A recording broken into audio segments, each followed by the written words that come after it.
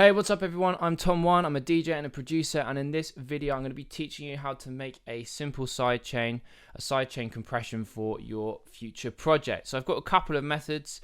One is the preferred method that I use just because it's a little bit more versatile, but let's just start with a really easy, basic way of adding some sidechain compression into your project. Now I'm on Logic, but it kind of works with more or less every other digital audio workstation.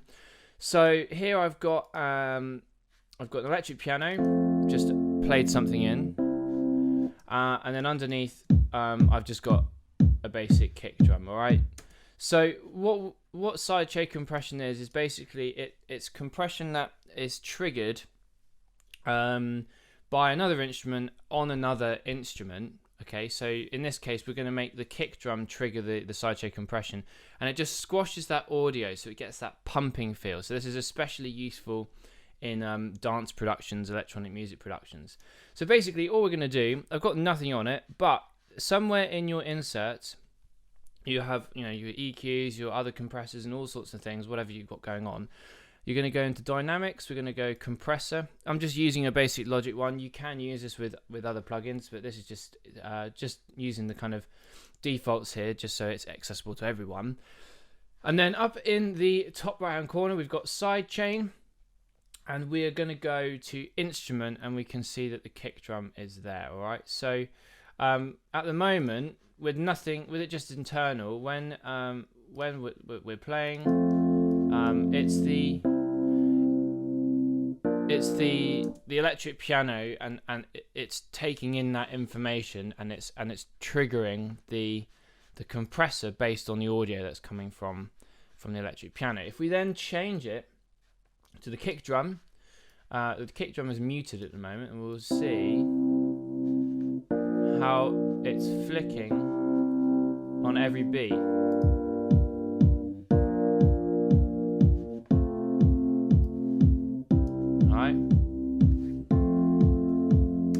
So the compressor is basically now being triggered by the kick drum rather than the electric piano that it's inserted into, which is on. So to be fair, already we can kind of hear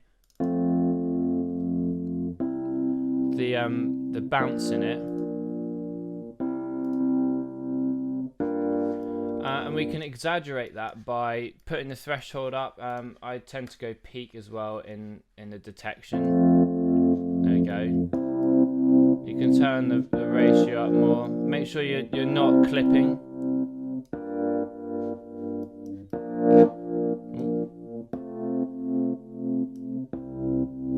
Yep.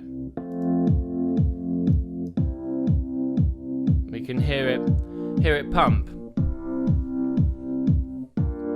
So like I say, it's really useful for dance productions, because you want that punchy kick line and bass line.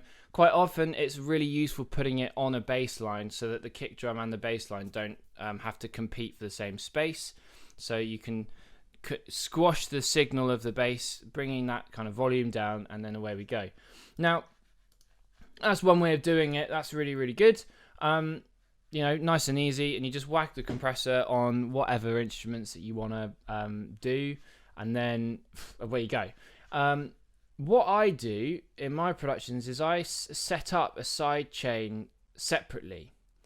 So this is my sidechain instrument track, and in it I'm just going to put like the Ultra Beat drum machine in, and just gonna add in a drum kit or something. Let's just go, I don't know, like a vintage kit or something.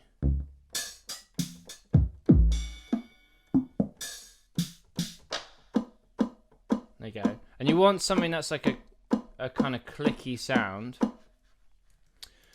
So in the sidechain track, we're gonna just put that in on the beats there.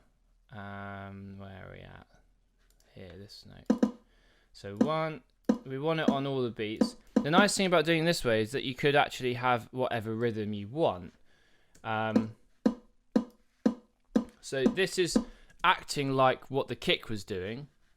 Now, the problem is if we go into the compressor and we just go instrument, we want the sidechain.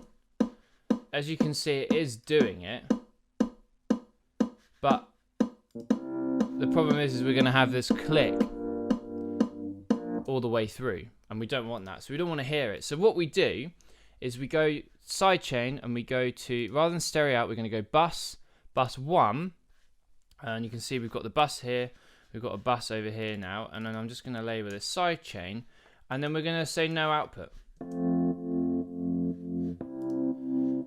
like that. And then in the compressor, you've got the instrument too, but you can go bus 1 sidechain,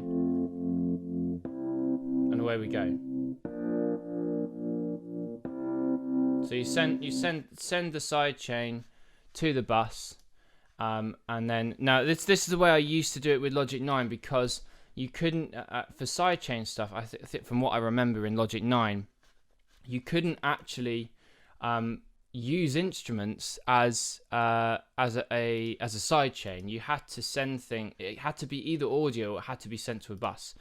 So obviously what you could do is you don't even have to send it to a bus, you just say no output, and in the sidechain you go instrument sidechain, and it will do it like that. Yeah. Now, because I learned on Logic 9, I still do it that way. I go sidechain, and it's set up on my template as well.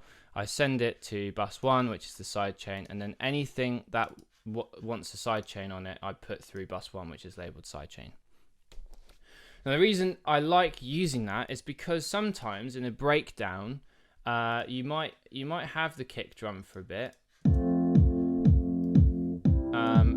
and then you have a breakdown, but you still want the pumping effect, and it's really useful. And you know, you can and you've got it as a visual cue up at the top the whole way through your project. So even in a breakdown, if you want to add the sidechain in or turn it off at different times, it's much easier than having things controlled purely by the instruments, because you might want the sidechain to do one thing and the instrument that's like triggering the sidechain to do another thing.